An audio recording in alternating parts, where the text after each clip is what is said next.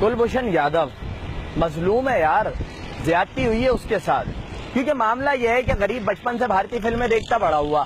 اب اس نے دیکھا ہے کہ جناب بھارتی فوج مردانگی کے جھنڈے گاڑ رہی ہے، را کے ایجنٹ پاکستان آ کے کارروائی کر رہے ہیں، صحیح سلامت واپس بھی جا رہے ہیں. بڑا ہوا تو اس کو بھی شوق ہوا، اس نے کہا امی میں بھی جاسوسی کروں گا. لیکن غریب کو کسی نے یہ نہیں بتایا کہ بھائی بالی ووڈ میں تو نہیں، حقیقت میں ISI نام کی ایک چیز ہوتی ہے کہ جس کا نام سن کر را کی بھی ٹانگیں کانپ جاتی ہیں.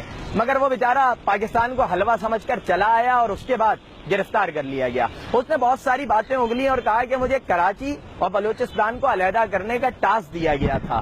البتہ جب یہ صاحب گرفتار کیے گئے تو بھارت کی جانب سے کہا گیا نہیں بھائی بندہ ہمارا نہیں ہے، نہ یہ ہمارا شہری ہے، تو پاکستان کوئی ڈرامہ کر رہا ہے ہمارے خلاف. بہرحال پاکستان نے اس پہ کارروائی کی اور ان صاحب کو سزائے موت کا سزا سنا دی گئی. اس کے بعد جب یہ فیصلہ پاکستان کی جانب سے آیا تو فوراً بھارت کو یاد آ گیا کہ نہیں بندہ بھی ہمارا ہے، شہری بھی ہمارا ہے. اور میرا خیال ہے کہ ڈھونڈنے میں شاید ٹائم لگ گیا ہوگا، 1.5 ارب کی آبادی ہے، ان کا تو صابن تک سلو ہے، تو یہ خود تو اور زیادہ سلو ہوں گے.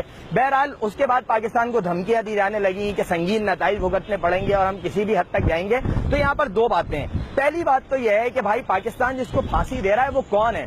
وہ ایک مجرم ہے. جبکہ بھارت کا اپنا مکرو چہرہ یہ ہے کہ بھارت کی جانب سے ان کے تاملز ہوں، نکسلز ہوں یا سکھ ہوں، بے گناہوں کو اور نہتوں کو ہزاروں کی تعداد میں مارا گیا ہے. دوسری جانب آپ دیکھیں تو کشمیر میں بھارت جبری طور پر موجود ہے اور مظلوم کشمیریوں کو بے درخت قتل کر رہا ہے. لیکن ہم ایک مجرم کو پھانسی دینے جا رہے ہیں تو جناب اس کے اوپر واویلا مچایا جا رہا ہے اور ہمیں دھمکیاں دی جا رہی ہیں. اب آتے ہیں میرے بھائی آپ کی دھمکیوں پر. تو دیکھو لڑنا ہم چاہتے نہیں ہیں مگر لڑنے سے ہم ڈرتے بھی نہیں ہیں. اور معاملہ یہ ہے کہ آپ کی دھمکیوں سے بھلا ہم خاک ڈریں گے کہ ہمارا ایک بیچارہ جنگلی کبوتر غلطی سے آپ کی سرحد میں چلا جائے تو آپ کو اپنی فضائیہ بھیجنی پڑ جاتی ہے. آپ اپنے ملک میں فینٹم فلم بناتے ہیں تو آپ کے ہیرو اور ڈائریکٹر صاحب کو اپنے ہی ملک میں سیکیورٹی مانگنی پڑ جاتی ہے.